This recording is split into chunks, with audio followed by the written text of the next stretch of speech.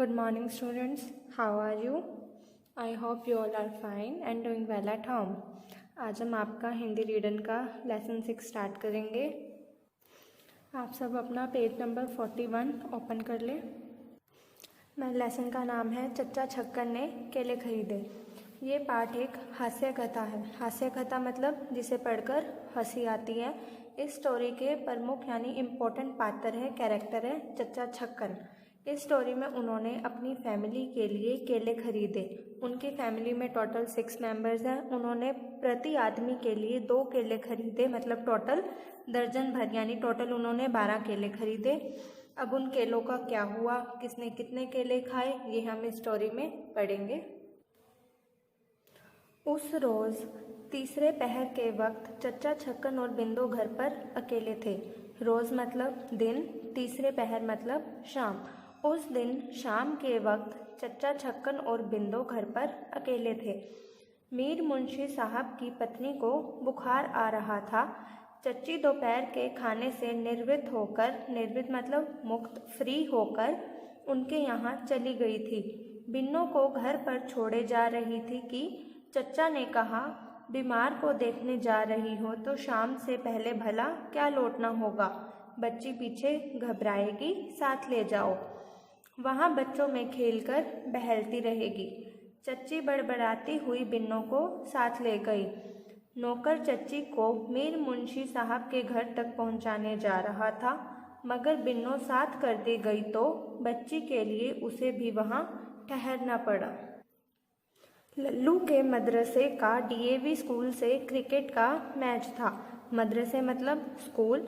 लल्लू के स्कूल का DAV school के साथ क्रिकेट का मैच था। मोदी की राय में लल्लू अपनी टीम का सबसे अच्छा खिलाड़ी है। अपनी इस राय की बदौलत आज भी वह लल्लू की अर्दली में था। 2 बजे से सिनेमा का मैटिनी शो था। दद्दू चच्चा से इजाज़त लेकर सिनेमा देखने जा रहा था। छुट्टन को पता चला कि दद्दू सिनेमा जा रहा है तो ऐन वक्त पर वह मचल गया। ऐन वक्त मतलब एंड मोमेंट, यानी लास्ट में उसने भी कहा कि मैं भी साथ जाऊंगा। चच्चा ने उसकी पढ़ाई लिखाई के विषय में चच्ची का हवाला दे देकर एक छोटा किंतु विचारपूर्ण भाषण देते हुए उसे भी अनुमति दे दी। असल बात यह है कि चच्ची कहीं गई हो तो बाकी लोगों के बाहर जाने के लिए इजाज़त लेना कठिन नहीं होता। ऐसे स्वर्णिम अवसरों पर चच्चा पूर्ण एकांत पसंद करते हैं। एकांत मतलब शांति। जिन कार्यों की ओर बहुत समय से ध्यान देने का अवसर नहीं मिला होता, ऐसे समय चच्चा ढूंढ कर उन्हीं की ओर ध्यान देते हैं। चच्ची की अनुपस्थिति में उन्होंने घर के तमाम पित्तल के बर्तन आंगन में जमा कर लिए। बिंदु को बाजार भेजकर 2 पैसे की इमली मंगाई। आंगन में मोढ़ा डालकर बैठ गए। पाँव मोढ़े के ऊपर रखे हुए थे। हुक्के का नैचा मतलब हुक्के की नली मुंह से लगा हुआ था। व्यक्तिगत निगरानी में पित्तल के बर्तनों की सफाई की व्यवस्था हो रही थी। व्यक्तिगत निगरानी मतलब खुद वो बैठकर अपनी निगरानी में अपनी नज़रों के सामने पित्तल के बर्तनों की सफाई करवा रहे थे। अरे अहमक मतलब बेवकूफ़।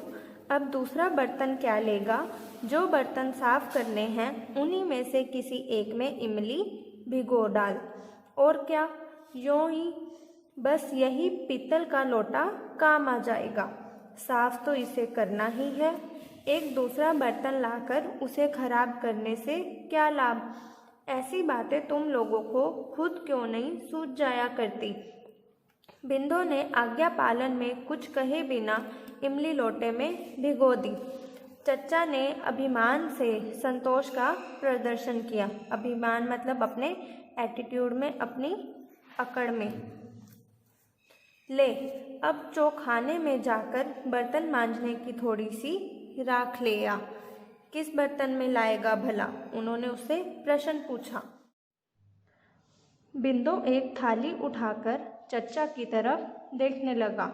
चच्चा भी इस काम के लिए शायद थाली की ही तजवीज़ मतलब विचार करना चाहते थे। राय देने का मौका न मिल सका। पूछने लगे, क्यों भला? चच्चा बिंदु से पूछने लगे कि तुम इस काम के लिए थाली ही क्यों लेकर जा रहे हो?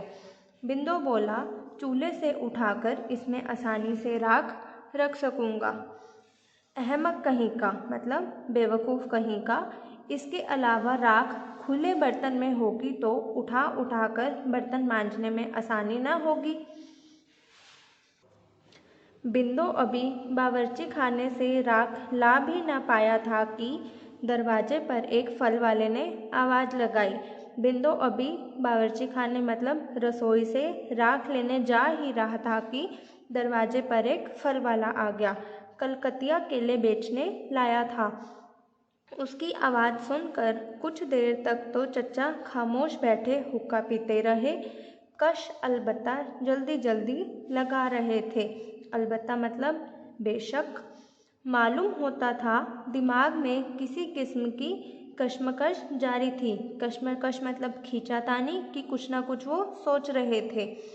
जब आवाज़ से मालूम हुआ कि फल वाला वापस जा रहा है तो बेबस से हो गए। बेबस मतलब एकदम सोचने लगे कि अब क्या करें। बिंदु की आवाज़ दी, जाकर देखियो तो केले किस हिसाब से देता है। बिंदु ने वापस आकर बताया, 6 आने दर्जन मतलब 6 आने के दर्जन यानी 12 केले। तो क्या मतलब हुआ? 24 पैसे के 12 12 दूनी 24 केले यानी 2 पैसे का एक। महंगे हैं। उन्होंने मना कर दिया। उसे जाकर कह 3 के 2 देता हो तो दे जाए। 2 मिनट बाद बिंदु ने आकर बताया कि वह मान गया है और कितने केले लेने हैं पूछ रहा है। फल वाला इतनी आसानी से सहमत हो गया। सहमत मतलब मान गया सस्ते केले देने के लिए, तो चच्चा की नीयत में खोट आ गई। यानी 3 पैसे के 2। क्या ख्याल है, महंगे नहीं हैं इस भाव पर? बिंदु बोला, अब तो उससे भाव का फैसला हो गया। भाव मतलब कि कितने पैसे में कितने केले देगा। तो किसी अदालत का फैसला है कि इतने ही भाव पर केले लिए जाएं। चच्चा ने कहा कि कोई अदालत का फैसला थोड़ी है कि एक बार फाइनल हो गया तो अब चेंज नहीं हो सकता। हम तो 3 आने दर्जन लेंगे। देता है दे, नहीं देता ना दे। वह अपने घर खुश, हम अपने घर खुश। बिंदु असमंजस की दशा में खड़ा था। असमंजस मतलब दुविधा। चच्चा बोले, अबे जाकर कह भी तो सही, मान जाएगा कि एक बार जाकर बोल तो सही कि 3 आने के दर्जन केले दे दे। बिंदु जाने से कतरा रहा था। बोला, आप खुद कह दीजिए। चच्चा ने आंखें तरेर कर बिंदु को घूरा मतलब आंखें बड़ी बड़ी करके। वह बेचारा डर गया मगर वहीं खड़ा रहा। चच्चा को उसका असमंजस में पड़ना किसी हद तक उचित मालूम हुआ। उसे तर्क का रास्ता समझाने लगे मतलब उसे बताने लगे कि कैसे जाकर बात कर। तू जाकर यूं कह, मियाँ ने 3 आने के दर्जन ही कहे थे, मैंने आकर गलत कह दिया। 3 आने दर्जन देने हो तो दे जा। बिंदु दिल कड़ा करके चला गया। चच्चा जानते थे भाव ठहराकर उससे मुकर जाने पर केले वाला शोर मचाएगा। मुकर जाना मतलब पीछे हटना। बाहर निकलना युक्तिपूर्ण न मालूम होता था। युक्तिपूर्ण मतलब समझदारी इसमें नहीं थी। दबे पांव अंदर गए और कमरे की जो खिड़की डयोडी में खुलती थी, डयोडी मतलब बाहर की तरफ, उसका पट जरा सा खोलकर बाहर झांकने लगे। पट मतलब दरवाज़ा। फल वाला गरम हो रहा था। गरम मतलब गुस्से में था।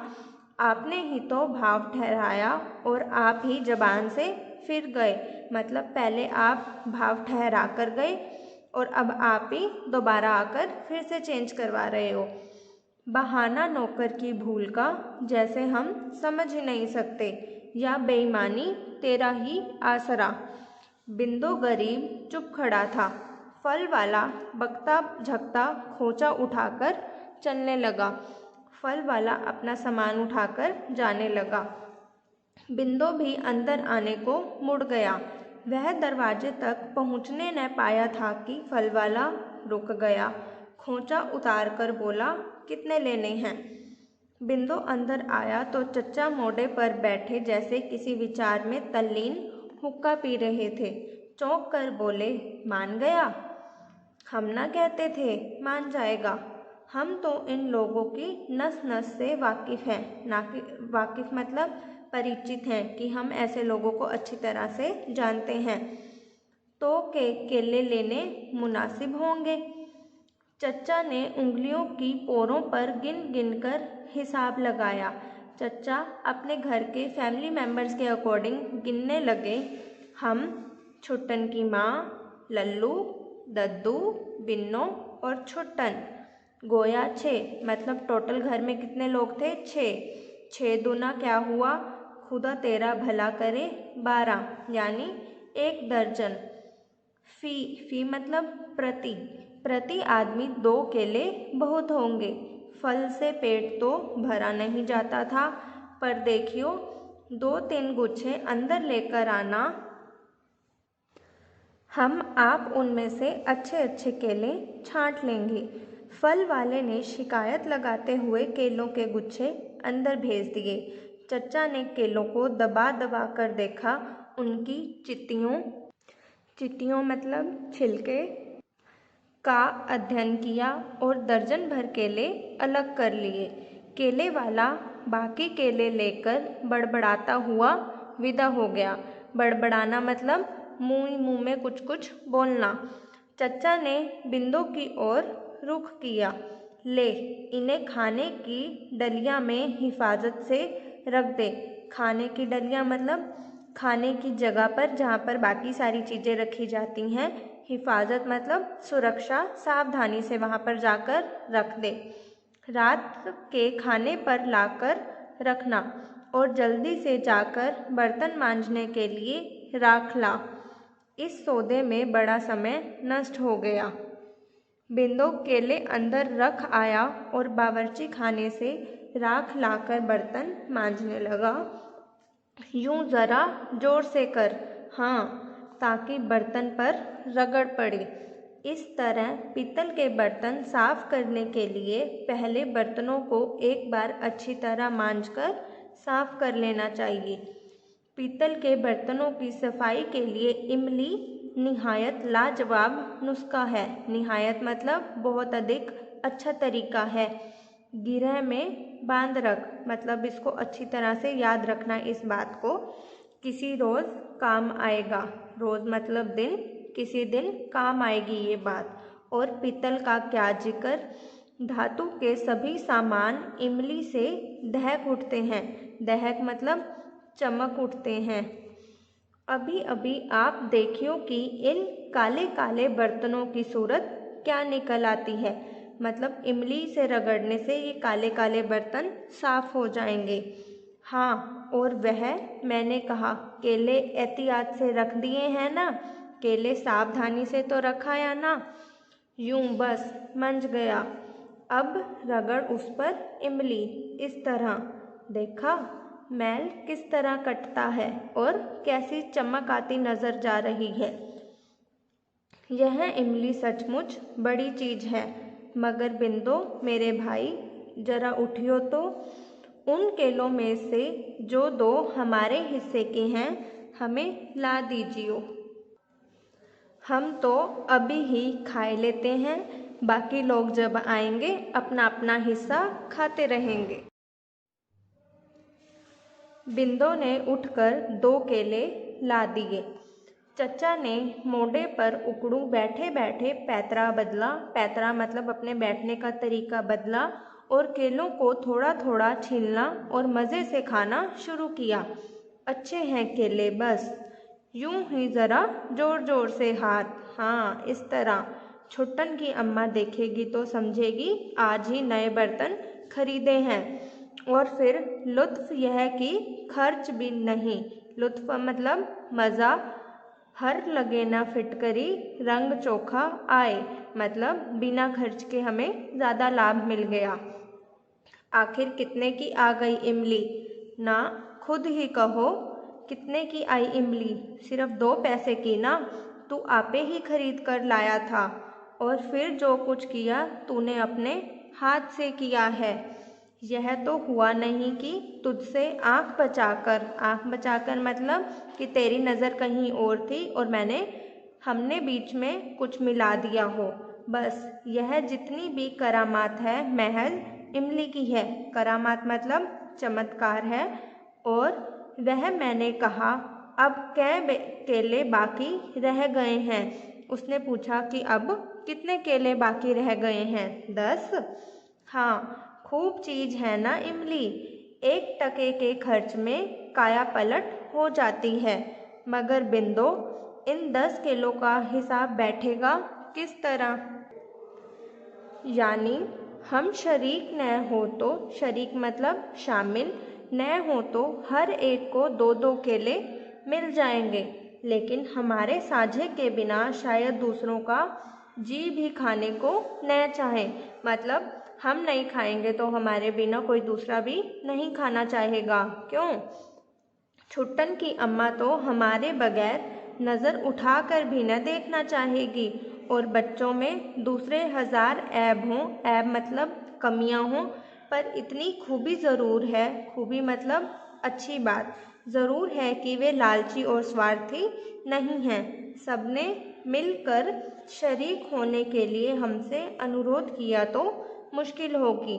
मतलब सबने मुझसे कहा कि आप भी आओ और हमारे साथ केले खाओ।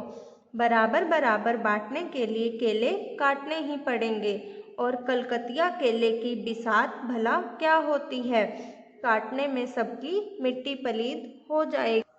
मिट्टी पलीद मतलब सारे काटते काटते थक जाएंगे। अच्छा, यदि फी आदमी 1-1 का हिसाब रख दिया जाए तो, मतलब सभी के लिए 1-1 केला रख दिया जाए तो 2-2 न सही 1-1 ही हो, मगर खाएं तो सब हंसी खुशी से मिलजुल कर। ठीक है ना? गोया 6 केले रख छोड़ने ज़रूरी हैं। गोया मतलब मानो हम 6 केले रख देते हैं तो इस सूरत में कै केले ज़रूरत से ज़्यादा हुए, तो इस हिसाब से कितने केले ज़रूरत से ज़्यादा हुए? 4 ना, मतलब 10 थे तो 4 ज़्यादा हो गए अब। तो मेरे ख्याल से वे चारों ज़्यादा केले ले आना, बाकी के 6 तो हिसाब से बट जाएंगे। बिंदो 4 केले ले आया। चचा ने इत्मीनान से उन्हें भारी भारी खाना शुरू किया। इत्मीनान मतलब तसल्ली से। हाँ, तो तू भी कायल हुआ ना इमली की करामात का? कायल मतलब अपनी गलती मानने वाला, कि तू भी मान गया ना कि इमली अच्छा काम करती है, असंख्य लाभों की चीज है, मतलब इमली के जो लाभ हैं वो अनगिनत हैं। मगर क्या कीजिए, इस जमाने में देश की चीज़ों की ओर कोई ध्यान नहीं देता। यदि इमली अगर विलायत मतलब कहीं बाहर देश से डिब्बों में बंद होकर आती तो लोग इस पर टूट पड़ते। हर घर में इसका एक डिब्बा मौजूद रहता। इसमें और भी बहुत तेरे गुण हैं। बहुत तेरे मतलब बहुत सारे अच्छे इसके लाभ हैं।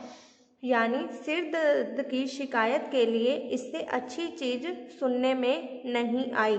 और फिर यह भी नहीं कि कड़वी कसैनी हो या बुरे स्वाद की हो या दुर्गंधपूर्ण हो, मतलब इसका स्वाद भी अच्छा होता है, ना तो कड़वा होता है ना बुरा होता है, ना इसमें कोई दुर्गंध मतलब स्मेल होती है।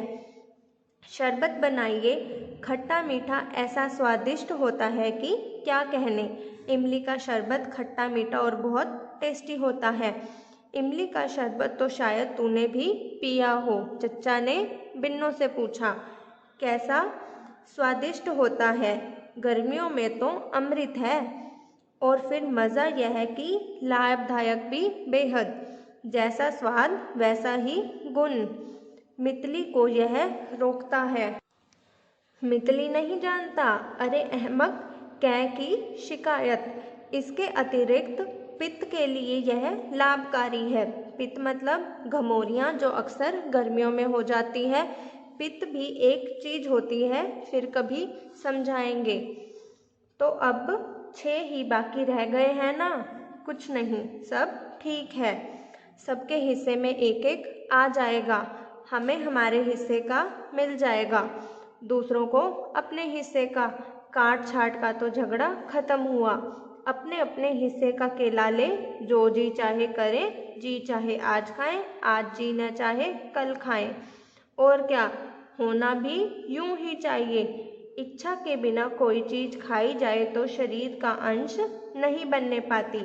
मतलब बिना इच्छा के कोई चीज धक्के से खाएंगे तो वो हमारे शरीर को नहीं लगती है, यानी अकारथ चली जाती है, मतलब व्यर्थ चली जाती है। कोई चीज आदमी खाए उसी वक्त जब उसे खाने की इच्छा हो। छुट्टन की अम्मा की हमेशा यही कैफियत है। कैफियत मतलब स्पष्टीकरण। यही मानना है, जो जी चाहे तो चीज खाती है, चाहे तो कभी हाथ नहीं लगाती। हमारा अपना भी यही हाल है। ये फुटकर चीजें खाने को कभी कदास ही जी चाहता है। होना भी ऐसा ही चाहिए। अब ये ही केले हैं, 20 मर्तबा दुकान पर रखे देखे, कभी रुचि न हुई।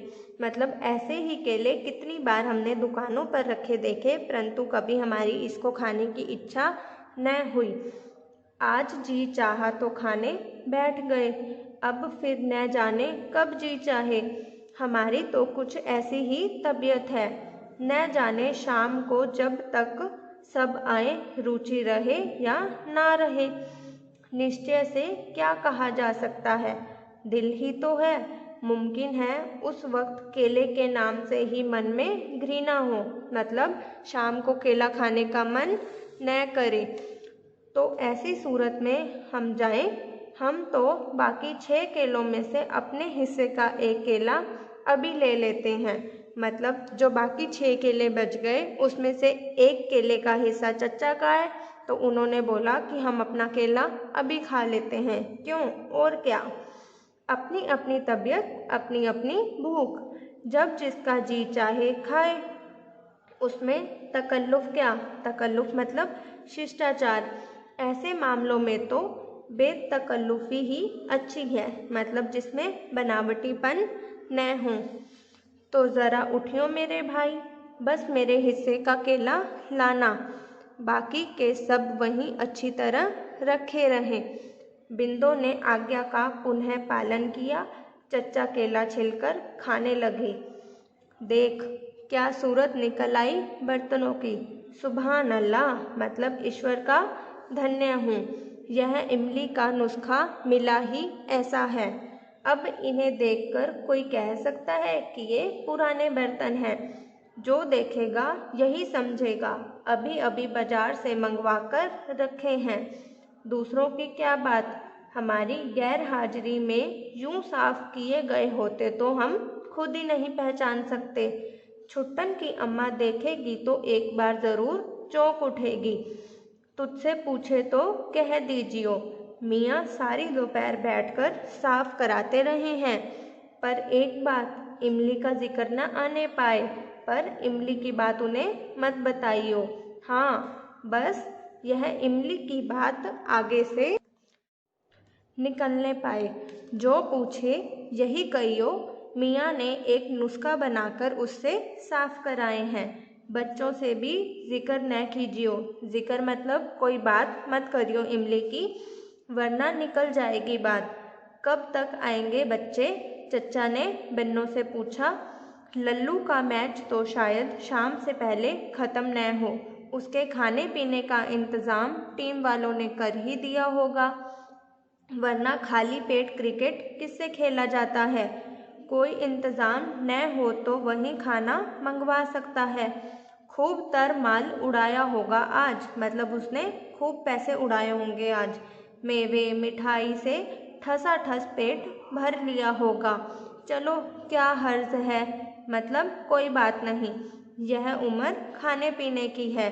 दद्दू और छूटन तो टिकट के दाम के साथ साथ खाने पीने के लिए भी पैसे लेकर गए हैं।